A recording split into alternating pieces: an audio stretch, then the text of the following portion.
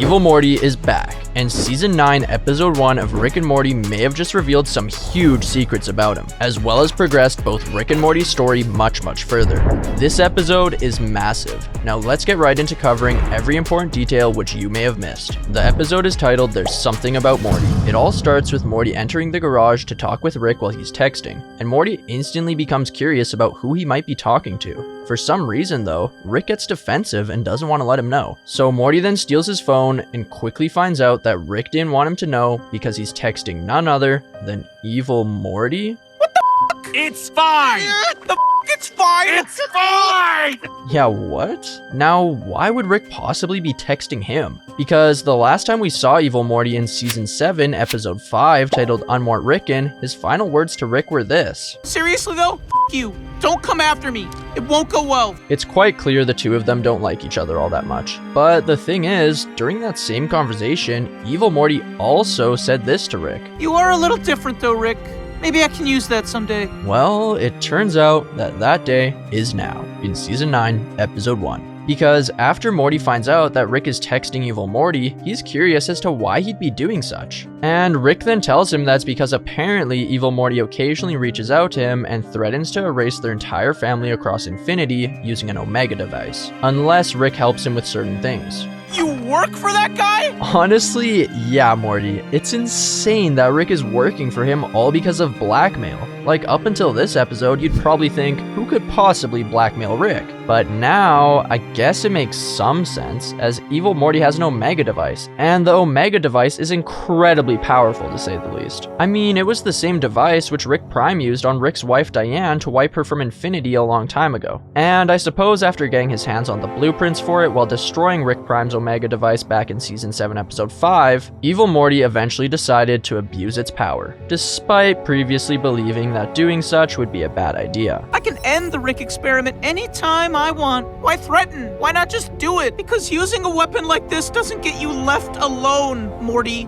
Now, after Rick doesn't answer Evil Morty's phone call due to arguing with Morty, Evil Morty decides to teleport into their garage and takes Rick along with him on an adventure, and Morty is invited to come along as well. Evil Morty then takes them to his lair, all just to flex and show off his Omega device to Morty. And he makes sure to let him know, same as Rick, that if anything happens to him, he'll erase Morty's family from infinity. There's no Morty. If he erases you, he erases himself. After all this showing off, Evil Morty mentions how the reason he called Rick in the first place is because there's a being known as the Collective, who happens to be eating the multiverse. And that's a major problem, because essentially what the Collective does is convert almost everything it touches into itself, creating a massive hive mind. At some point it'll reach the central finite curve, then it'll be our problem. Now, why exactly would Evil Morty care about the central finite curve being eliminated from existence? Because that's the section of the multiverse where Rick is the smartest man alive in every universe within. And Evil Morty already purposely left the central finite curve in order to freely exist outside of it in Season 5, Episode 10, titled Rick and Jack. Well, Morty has the exact same question as you and I. And you two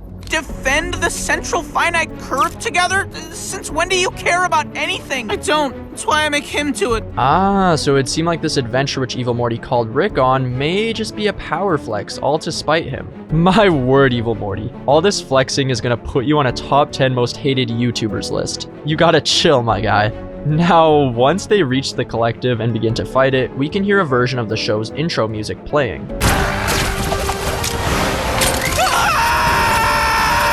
That's an interesting choice of music, to say the least. Could it potentially be symbolic that the new Rick and Morty is now Rick and Evil Morty? Because Evil Morty has essentially become the controlling Rick, and Rick has become the Morty who's on a leash? Quite similar to the regular dynamic of Rick and Morty which we know. Well, it's kinda looking like that may be the case so far, to be honest. As after they defeat the Collective, Rick and Evil Morty begin celebrating together while reflecting on past adventures of theirs, such as one from the week before. So you guys do stuff like that together a lot?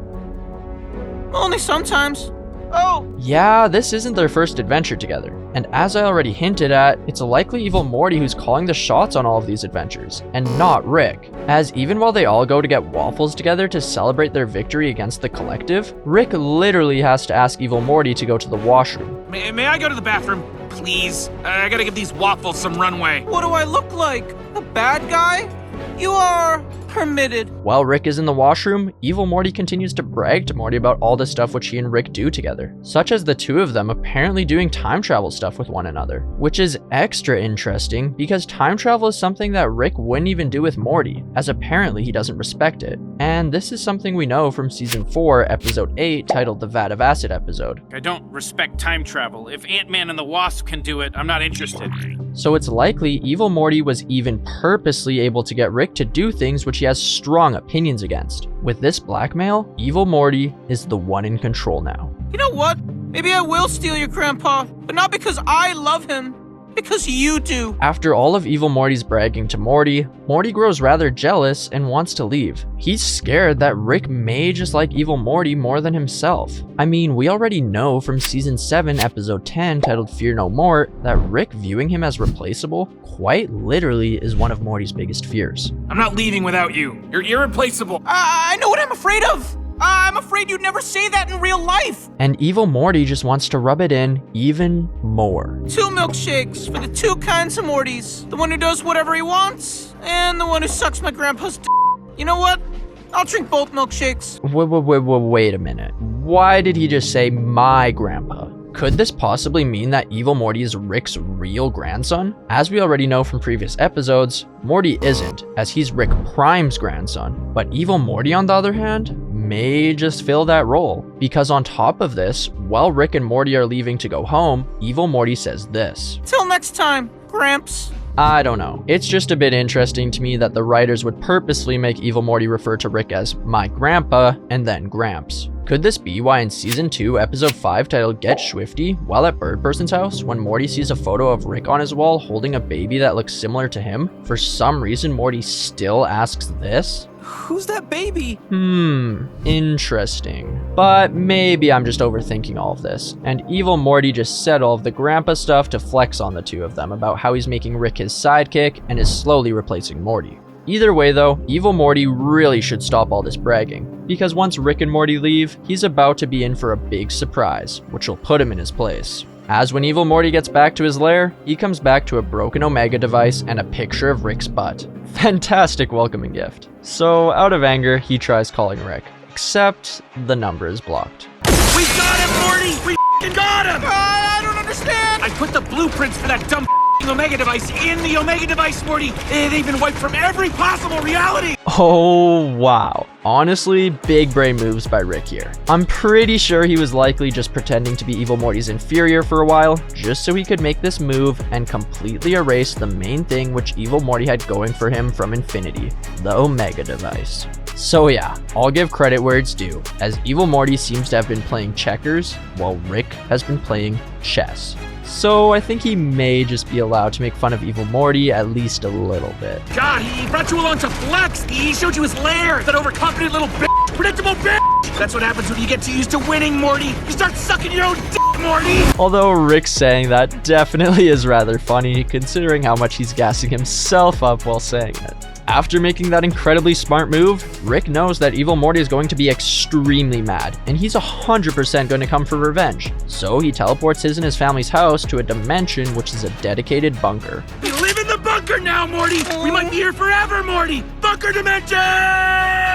Sure enough, right away, Evil Morty arrives at the bunker, and yup, he wants revenge. Ah!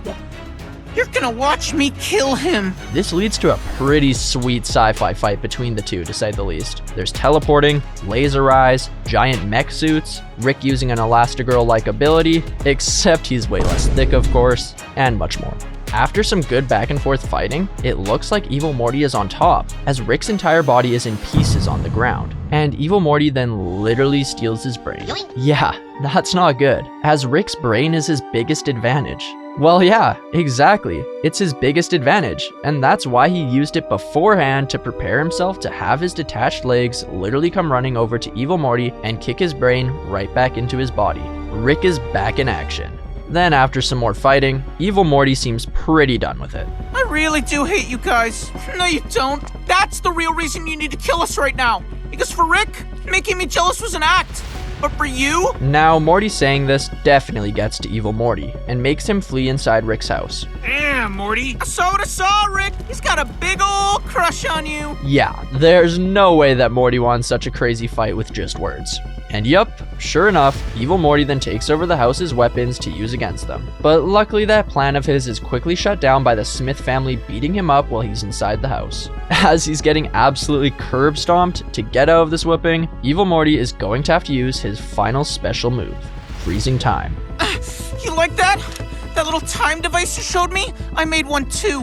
Come on now, remember Evil Morty? Rick is playing chess while you're playing checkers. I think he taught you that move on purpose. And as Evil Morty is about to kill Rick while time is frozen, a bunch of time cops show up to arrest him. Thanks for the tip-off. A lot of people freezing time these days. Just a concerned citizen, officer. It's societal breakdown is what it is. Fun fact, these are the same time cops which Rick has had to deal with in Season 2, Episode 1, titled A Wrinkle in Time, when he accidentally broke time. Now with Evil Morty in handcuffs, it's a good day for Rick and Morty. Rick's plan went perfectly. But sadly for Evil Morty, on the other hand, he's hauled off to time prison, where he'll be locked up for life. Nah, little man, y'all gonna be eating mush on a tray with like big aggro dudes that call you fish relentlessly. Wow, Evil Morty off the board for good, huh? In all honesty, I wouldn't necessarily be so sure about that, Morty. Cause what if, hear me out, this is part of Evil Morty's greater plan? What if he's doing something similar to what Rick did back in Season 2, Episode 10, and Season 3, Episode 1, when he purposely got himself put in prison by turning himself into the Galactic Federation. Also, he could eventually escape and then save Morty and Summer from danger to further take over the family and gain even more control over Morty. Your mom wouldn't have accepted me if I came home without you and your sister, so now you know the real reason I rescued you. I just took over the family, Morty, and now you're gonna have to go and do whatever I say, Morty, forever. What if this is just some genius way for Evil Morty to gain even more power than what he's already capable of? Personally, I think there's no chance that Evil Morty just simply gets locked away forever like that. So maybe, just maybe, Rick is playing chess, while Evil Morty is playing 4D chess.